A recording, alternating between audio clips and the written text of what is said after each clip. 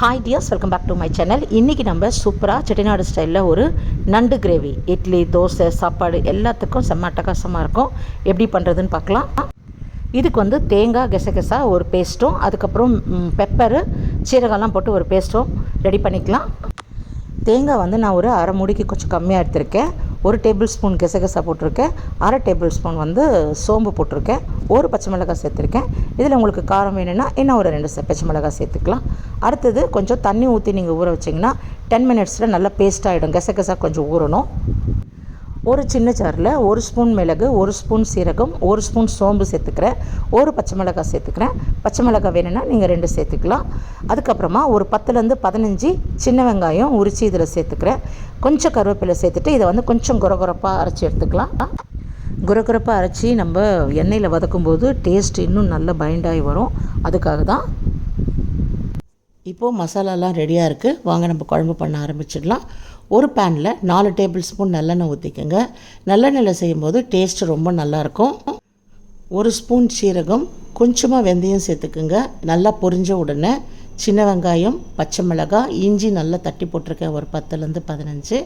அதுக்கப்புறம் கருவேப்பிலை எல்லாத்தையும் சேர்த்து நம்ம நல்லா வதக்கிக்குவோம். இது நல்லா எவ்வளோ வதங்குதோ அவ்வளோ டேஸ்ட் ரொம்ப நல்லாயிருக்கும். இப்போ நம்ம இதுக்கு வதங்கிறதுக்கு தேவையான உப்பு, மஞ்சப்பொடி சேர்த்துக்குவோம்.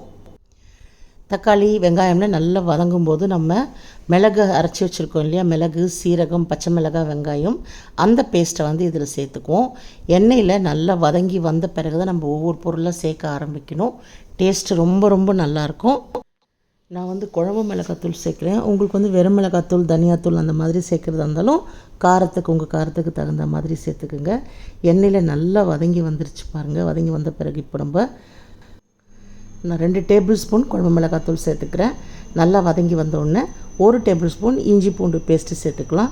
உங்களுக்கு கலருக்கு வேணும்னா கொஞ்சம் காஷ்மீரி சில்லி பவுடர் சேர்த்துக்குங்க. நான் அது இந்த ரெசிப்பியில் சேர்க்கல.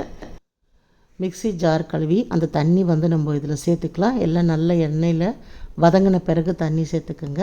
அந்த தண்ணியில் பச்சை வாசனை போகிற அளவுக்கு வதங்கட்டும். அதுக்கப்புறமா நம்ம தேங்காய் பேஸ்ட் அரைச்சி வச்சுருக்கிறோம் இல்லைங்களா, கெசகெசா, தேங்காய், சோம்பு, அதெல்லாம் மறுபடியும் நம்ம அதை சேர்த்துக்குவோம். சேர்த்துட்டு நல்லா வதக்கிக்குவோம். பச்சை வாசனைலாம் போன பிறகு நல்லா கொதித்து வரும்போது நம்ம தேங்காய், கெசகெசா, சோம்பு அரைச்சிருக்கோம் இல்லையா, அது நம்ம இதில் சேர்த்துக்குவோம். சேர்த்துட்டு எவ்வளோ தண்ணி வேணுமோ அது கூட நம்ம சேர்த்து நல்லா கொதிக்க வைக்கலாம். குழம்பு எந்த அளவுக்கு தேவையோ அந்த அளவுக்கு தண்ணி சேர்த்துக்குங்க. தண்ணி சேர்த்து நல்லா கொதித்த உடனே நம்ம நண்டு அதில் சேர்த்துக்கலாம். சேர்த்துட்டு நண்டு ஒரு 5 to 7 மினிட்ஸ் நல்லா சீக்கிரமாக வெந்துடும். வெந்து முடித்தோடனே கை நிறைய கொத்தமல்லி அள்ளி எடுத்து போட்டிங்கன்னா குழம்பு சும்மா கம்மன்னு நல்லாயிருக்கும். இதில் இட்லி, தோசை, ஆப்பம் இதுக்கெல்லாம் ரொம்ப நல்லாயிருக்கும். ட்ரை பண்ணி பார்த்துட்டு எப்படி இருக்குன்னு எனக்கு கமெண்டில் சொல்லுங்கள்.